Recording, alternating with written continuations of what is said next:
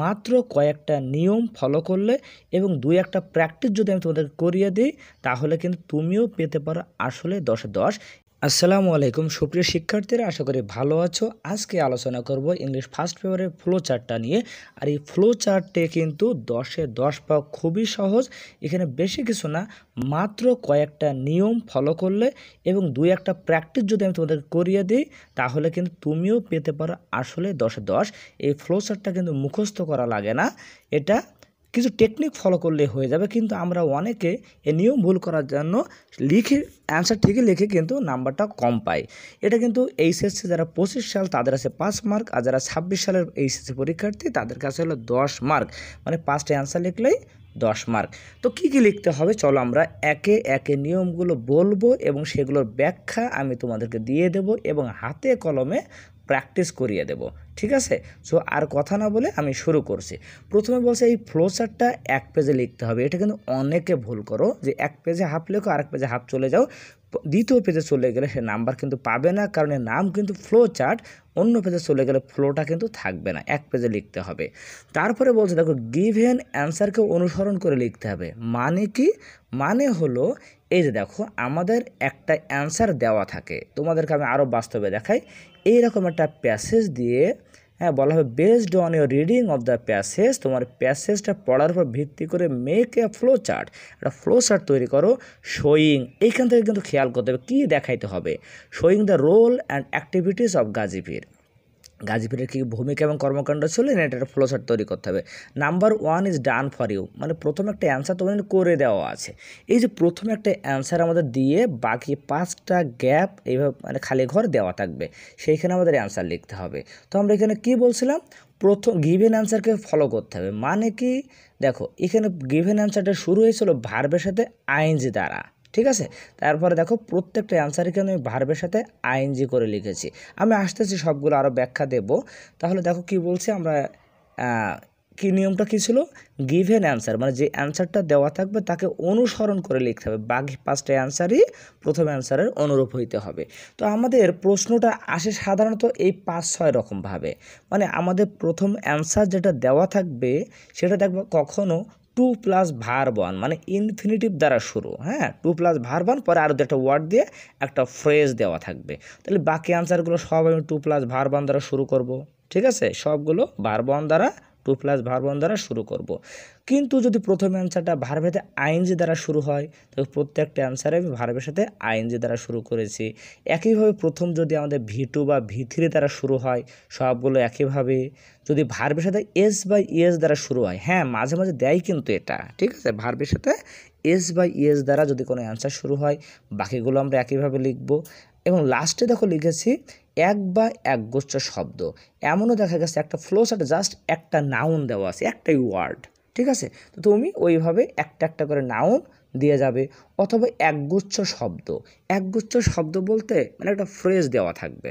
কীরকম আমি একটা দেখাই, যেখানে ভার্ব থাকবে না। যেমন এই এস এম সুলতান থেকে দেখো একটা দিয়েছি, ডিস্টিংগুইশড বাংলাদেশি পেইন্টার। এখানে কিন্তু 2 প্লাস ভার্ব 1, ভার্বের আইএনজি, V2 V3, ভার্বের এস বাস এরকম কিছুই নাই। এটা একটা নাউন ফ্রেজ আকারে দেওয়া আছে, একগুচ্ছ শব্দ পুরো একটা নাউনের মতো কাজ করছে। যে এস এম সুলতান কে ছিলেন, Bangladeshi painter, distinguished Bangladeshi painter. তো বাকি যে আনসারগুলো লিখবো আমরা কিন্তু এই ফরম্যাটে লিখবো, একটা আর্টিকেল দিয়ে নাউন দেবো, আর্টিকেল দিয়ে নাউন দেবো। এই অ্যান্সারটা দেখো এখানে দেওয়া আছে, এই যে article distinguished Bangladeshi painter and artist of distinctive artistic style, bohemian artist, এইভাবে। তো আমি এইগুলো নিয়ে ব্যাখ্যা দেব। আগে আমরা ব্যাখ্যা দিলাম যে গিভেন অ্যান্সারকে অনুসরণ করা মানে কি, আশা করি তোমরা বুঝতে পেরেছো। পরপর সিকোয়েন্স বজায় রেখে লিখতে হবে। প্যাসেজে তথ্যগুলো ঠিক যে সিকোয়েন্সে আছে, যে লাইনটা আগে আছে আমরা সেই লাইনটা আগে লিখবো, যেটা পরে আছে সেই অ্যান্সারটা পরে লিখবো। এইভাবে আমরা ধাপে ধাপে আগাবো। কিন্তু এটা সবসময় যে ফলো করতে বিষয়টা এমন না। বিশেষ করে মনে করো কোনো মানুষের লাইফ ইভেন্ট বা কোনো ইতিহাসের ঘটনা, আগে এটা হয়েছে পরে এটা হয়েছে, এইখানে কিন্তু সিকোয়েন্সটা ব্রেক করা যাবে না, ঠিক আছে? তো সবচেয়ে ভালো হয় হলো সে লাইভ ইভেন্ট হোক বা কোনো বৈশিষ্ট্য হোক, যাই থাক আমরা চেষ্টা করব সবগুলো ধাপে ধাপে সিরিয়াল বাই সিরিয়াল লেখার জন্য। আমি প্র্যাকটিসে আরও দেখাবো ইনশাল্লাহ। নাম্বার 4 মোস্ট ইম্পর্টেন্ট কথা, সেটা হলো সাবজেক্ট, পরে ফাইনাইট ভার্ব। এই যে এফ মানে ফাইনাইট, দিয়ে ক্লজ আকারে লেখা যাবে না। মানে আমরা যখন ফ্লোচার্টের অ্যান্সারগুলো লিখব আমরা সেন্টেন্স আকারে লিখতে পারবো না। সেন্টেন্স কীভাবে লিখি, আগে সাবজেক্ট দিই, পরে ভার্ব দিই, পরে অবজেক্ট বা এক্সটেনশন, এইগুলো আমরা দিই। এইভাবে লেখা যাবে না, সাবজেক্ট দেওয়াই যাবে না, ফাইনাইট ভার্ব দেওয়াই যাবে না। কীভাবে লিখতে হবে, ফ্রেজ আকারে। কোন ফ্রেজ, ওই যে দেখাইলাম 2 + ভার্ব 1, ভার্বের আইএনজি, অথবা একগুচ্ছ শব্দ যার ভিতরে সাবজেক্ট বা ভার্ব থাকবে না, এরকম একগুচ্ছ শব্দ দিয়ে লিখতে হবে। পরে দেখো বক্স আঁকতে হবে। হ্যাঁ, ফ্লোচার্টে একটা কথা মনে রাখবা, নো বক্স নো মার্কস। তুমি যদি অ্যান্সার সবই লিখেছো কিন্তু বক্স দাও না, তাহলে নাম্বার কিন্তু তুমি পাবে না। এখানে আবার ব্র্যাকেটে বলেছে মোট 6টা হবে। কেন বলে দিয়েছি, আমাদের একটা অ্যান্সার কিন্তু দেওয়া থাকে আর আমাকে লিখতে হবে 5টা।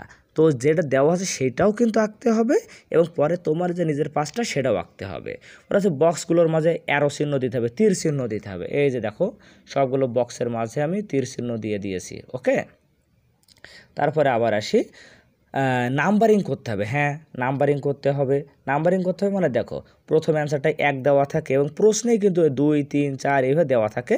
আমরা প্রত্যেকটা অ্যান্সারের আগে এই নাম্বারিংগুলো অবশ্যই দেব। পরে দেখো প্রতিটি অ্যান্সার ক্যাপিটাল দিয়ে শুরু করতে হবে। এটা তো আমাদের কমন সেন্স, যে কোনো কিছু লিখতে গেলেই প্রথমে আমরা ক্যাপিটাল লেটার দ্বারা শুরু করি। ঠিক আছে, আমরা ক্যাপিটাল লেটার দ্বারা শুরু করব। অ্যান্সার শেষে ফুল স্টপ দিতে হবে না। আমরা কিন্তু আবেগে অনেক সময় শেষে একটা ফুল স্টপ দিয়ে ফেলে। দেখো এইগুলো কিন্তু কোনো সেন্টেন্স না, আগেই বলেছি এগুলো হলো ফ্রেজ। এখানে কোনো সাবজেক্ট ভার্ব নেই, এটা অ্যাসার্টিভ সেন্টেন্সও না, এটা ইন্টারোগেটিভও সেন্টেন্স না। ওকে, এটা কোনো সেন্টেন্সই না, সুতরাং লাস্টে কোনো ফুল স্টপ আমরা দেব না। দেখো একটারও শেষে কিন্তু আমি ফুল স্টপ দেই নাই, খেয়াল রাখতে হবে এটা। তারপরে বলছে দেখো বক্স, এটা হলো খুব বেশি ইম্পর্টেন্ট কথা না, তারপর অনেকে প্রশ্ন করে এজন্য বলেছি। এই বক্সটা তুমি কলম দিয়েও আঁকতে পারবা, চাইলে পেন্সিল দিয়েও আঁকতে পারবা, কোনো সমস্যা নেই। কিন্তু লিখতে হবে, অ্যান্সারটা লিখতে হবে কিন্তু কলম দিয়ে, ভিতরে যে অ্যান্সারটা লিখবে ওটা কলম দিয়ে। বক্সটা তুমি পেন্সিল বা পেন যে কোনোটাতে লিখতে পারো।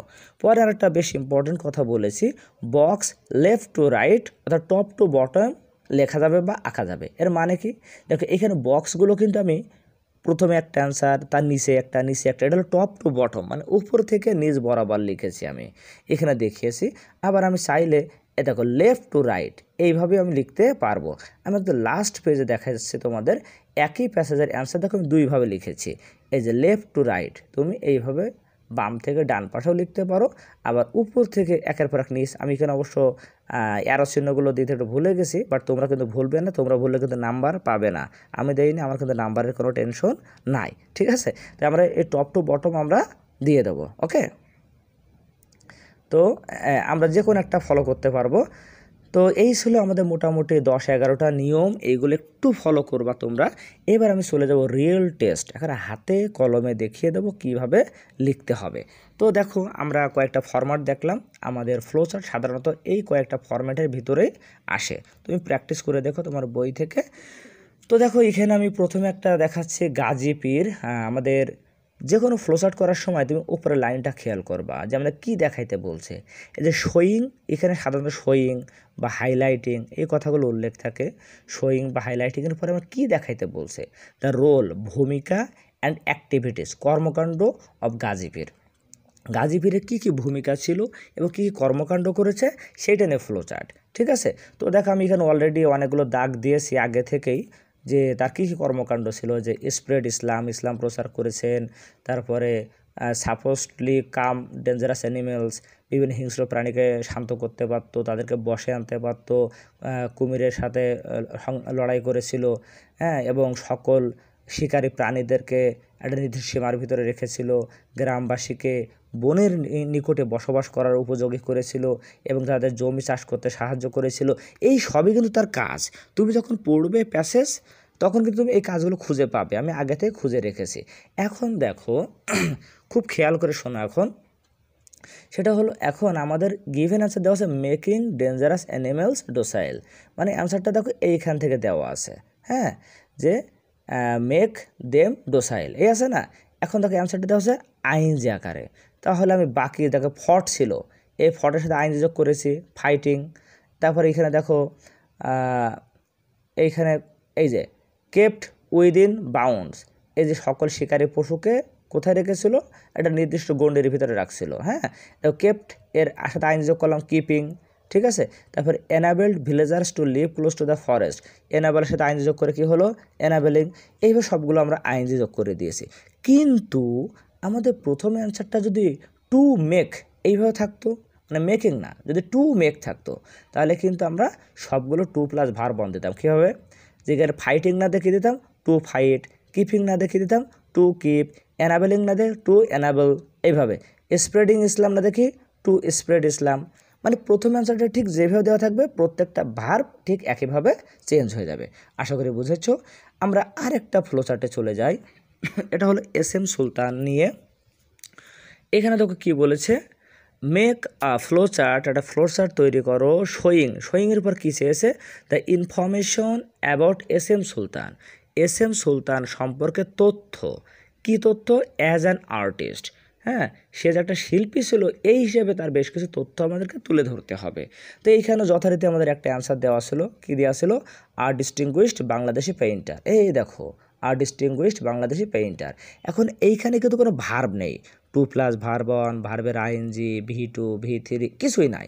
এখানে জাস্ট একটা নাউন ফ্রেজ করেছে, একগুচ্ছই শব্দ, যেটা হলো একটা নাউনের মতো কাজ করছে। ঠিক আছে, তা আর্টিস্ট হিসেবে তার পরিচয়টা তুলে ধরছে। তো আমরা ঠিক এইভাবে লিখবো, কোনো ভার্বের ব্যবহার করব না। পরে দেখো বিভিন্ন অ্যান্সারগুলো আমি এইভাবে দাগ দিয়ে রেখেছি distinctive personal and artistic style, a bohemian artist. দেখো এটার সাথে কিন্তু মিলে যাচ্ছে। যেমন এখানে ছিল আ ডিস্টিংগুইশড বাংলাদেশি পেইন্টার, এখানে আছে আ বোহেমিয়ান আর্টিস্ট। এটা আমরা হুবহু লিখে দিতে পারি। ঠিক আছে, তো আমরা অ্যান্সারটা কীভাবে লিখেছি একটু দেখাই। এই যে দেখো, এই যে আ বোহেমিয়ান আর্টিস্ট এটা লিখেছি, an artist of distinctive artistic styles, ওইখানে যেভাবে ছিল এই যে আর্টিকেল দ্বারা অ্যান্সারটা শুরু ছিল, আর্টিকেল পরে নাউন, এইভাবে ছিল। আমরা সবগুলো দেখো আর্টিকেল নাউন এইভাবে আমরা বসিয়ে দিয়েছি। এখানে কোনো টু প্লাস ভার্ব ওয়ান, ভার্বের আইএনজি কোনো ফরম্যাট আমরা ব্যবহার করি নাই। এখন লাস্ট কথায় আসি, সেটা হলো আমরা লিখব কিভাবে। হ্যাঁ দেখো, এখানে দুইটা কমপ্লিট অ্যান্সার দিয়েছি।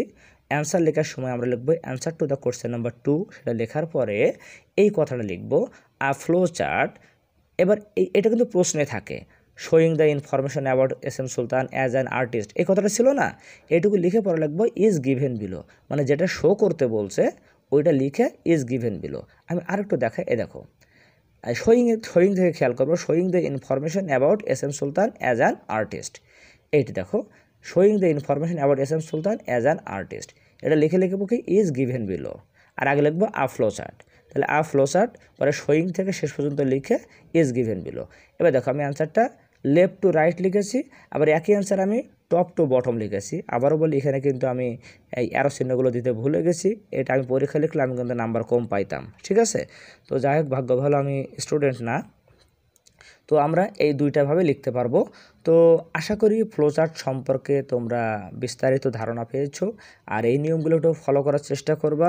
আর এরপরও কোনো পরামর্শ, কোনো কিছু জিজ্ঞাসা থাকলে অবশ্যই কমেন্ট করবা। আজকে এই পর্যন্তই, আল্লাহ হাফেজ, আসসালামু আলাইকুম।